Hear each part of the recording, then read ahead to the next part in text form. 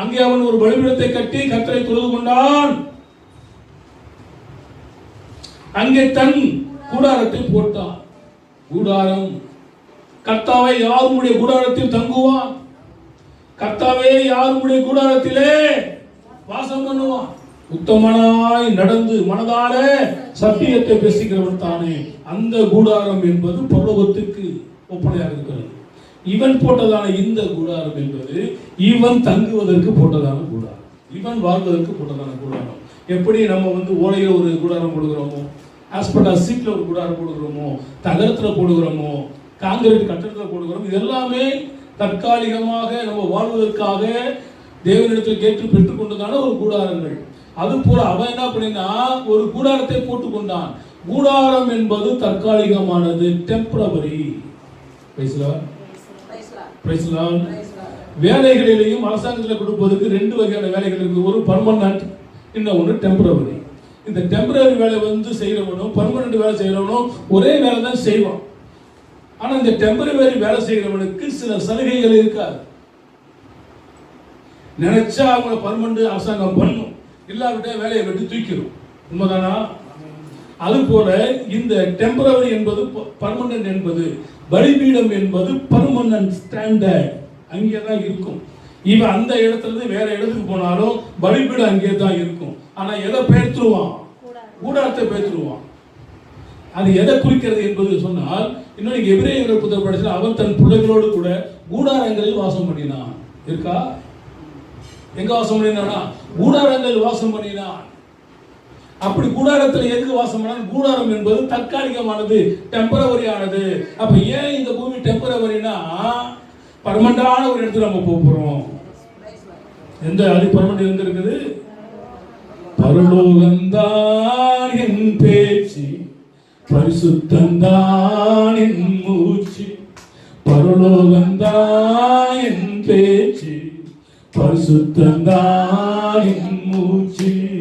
கொஞ்ச காலம் இந்த பூமியிலே, கொஞ்ச காலம் இந்த பூமியிலே, இயேசுவுக்கா சுவிசேஷத்துக்கா, இயேசுவுக்கா சுவிசேஷத்துக்கா. தானான தானா தானானா, தானான தானா தானானா, தானான தானா தானானா. எல்லாம் தானா தானானா போட்டு இருக்கு வாழ்க்கையை. வசனம் என்ன சொல்லுகிறது? தனக்கு கூடாரத்தை போட்டான். நான் டெம்பரவரி, தேவன் பர்மனன்ட். அதான் ஒரு நேற்றும் இன்றும் என்றும் மாறாத தேவன். இருந்தவர், இருக்கிறவர், இருப்பவர். 60 வருஷத்துக்கு முன்னாடி நான் இல்லை, இப்ப இருக்கிறேன். இன்னும் 60 வருஷத்துக்கு பிறகு நான் கிடையாது, கேட்க மாட்டேன். ஜீவித்து போயிடும். வெளுத்தினால் 70, வெளுத்தினால் 80, மிஞ்சி போனா 100. ஜப்பான்ல 120 வருஷம் வாழ்றான். வறுவலை சாப்பிட்றது இல்லை, எண்ணெயில் பொடிச்சதை சாப்பிட்றது இல்லை, ஆவில வெந்ததை சாப்பிட்றான். 120 வருஷம் வாழ்றான். நம்ம ஆளுக்கு கோழிக்கு புரோட்டாவை சாப்பிட்டு கொக்கோ கோலா குடிச்சு அப்படியே செத்து போயிடுறான். இது இந்தியாவுடைய வாழ்க்கை கலாச்சாரம். எதை சாப்பிடக்கூடாதோ அதுதான் நம்ம விரும்பி சாப்பிடணும். ஒரு சுவிசேஷகர் ஊழி செஞ்சிடும் சொன்னார். சாரத்தை எடுத்து 2 ப்ளூ போட்டால் செத்து போச்சு. அதனால் நீங்கள்லாம் குடிக்காதீங்க, நீங்களாம் செத்து போயிருவீங்க. ஒருத்தர் சொல்கிறேன், என் வயிற்றில் 2 பூச்சி இருக்குதுங்க, அது குடிச்சா அது காலி ஆகி. ஆண்டவரை தேடவும் தேவையில்லை, ஒன்றும் பண்ணவும் தேவையில்லை. அதோட என்ன பண்ணிடும்? லைஃப் முடிஞ்சிடும். அங்கேருந்து நம்ம வர முடியாது, தப்பிக்க முடியாது. அங்கே அக்கினி இருக்கும், நெருப்பு இருக்கும், பூச்சி இருக்கும், புழு இருக்கும், புகை இருக்கும், தண்ணி தாகம் இருக்கும். வரணும்னு நினைப்போம், வர முடியாது. ஆனால் அங்கே பரலோகத்தில் எல்லாம் தங்கமாக இருக்கும். ஏறப்பட்ட கல்களில் நாம் மாளிகை கருத்தை கட்டியிருப்பாரு. ஜீவ விடுச்சதுக்கு கனி இருக்கும், ஜீவ கனி இருக்கும், ஜீவ தண்ணி இருக்கும், எல்லாமே இருக்கும். எல்லாத்துக்கும் மேல ஆண்டவர் நம்ம கொடுப்பார். அப்ப நித்தியமா நம்ம எங்க போகணும்? இது தற்காலிகமான பிளேஸ். அப்ப ஏன் இங்க நம்ம வீடுகளை கட்டுறோம்? அப்படி விட்டுற வேண்டியதானே அப்படின்னா பைபிள் சொல்லுது, நல்ல தாய் தகப்பன்மார்கள் தன்னுடைய பிள்ளைகளுக்கு ஆசைகளை சேர்த்து வைக்கிறார். இந்த பூமியில வாழ்றவர்களும் அவன் என்ன பண்ணணும், கஷ்டப்பட்டாலும் ஒரு இடத்துக்கு வந்தா என்ன பண்ணணும், இளைப்பாறுவதற்கு ஒரு இடம் வேணும். அதற்காகத்தான் அந்த காரியங்களை செய்ய சொல்லி வேதம் சொல்லுகிறது. புரிஞ்சுக்கிட்டீங்களா? அதனால ஊழியக்காரன் என்றால் பிச்சை எடுத்துக்கிட்டு தான் இருக்கணும், தெருத்தெருவா போயிட்டு 5க்கு 10க்கு அணைஞ்சிக்கிட்டு இருக்கணும் அப்படின்றத கிடையாது. கர்த்தர் அவளை ராஜரீக ஆசாரிய கூட்டமாக தெரிந்து கொண்டிருக்கிறார். எப்படியும் கர்த்தர் அவளை நடத்துவார், எப்படியும் அவளை போஷிப்பார். ஆனால் அது ஆண்டவர் வச்சிருக்கிறதான ஒரு சூழ்ச்சி என்னன்னா, நீ கொடுத்தினா நான் உனக்கு தருவேன். பேசுறா, நீ கொடுக்காவிட்டாலும் நான் கொடுத்துருவேன். எப்படி காரணம் பேசுறா, நீ இறைமை அவருடைய வாழ்க்கையில் பார்த்தீங்கன்னா எல்லாரும் பசியாக இருப்பாங்க. இப்போ என்ன பண்ணி இருப்பான், கொடுத்த பதார்த்தங்களை சாப்பிட்டு திருப்தியாக இருப்பான். அவன் பேசுறா. ஆனால் ஆண்டவர் தேவனுடைய பிள்ளைகளை கொடுத்த பதார்த்தத்தினால் போஷிக்க அவர் வல்லமையுள்ள தேவனாக இருக்கிறார். அப்போ பலிபீடம் என்பது தேவனை சந்திக்கிறார். அதற்கடுத்து இவங்க என்ன பண்ணானா, கூடாரத்தை போட்டான். அது டெம்பரவரியான இடம். எபிரேயர் 11ஆம் அதிகாரம் 8லிருந்து 10 வசனங்கள், நிறைய வசனங்கள்லாம் இருக்குது. அந்த 11, 8லிருந்து 10 வாசிக்கலாம். எபிரேயர் 11ஆம் அதிகாரம் 8லிருந்து 10 வசனங்கள். விசுவாசத்தினாலே ஆபிரகாம் தான் சுதந்திரமாக பெறப்போகிற இடத்துக்கு போகும்படி அழைக்கப்பட்ட போது கீழ்ப்படிந்து தான் போகும் இடம் இன்னதென்று அறியாமல் புறப்பட்டு போனான்.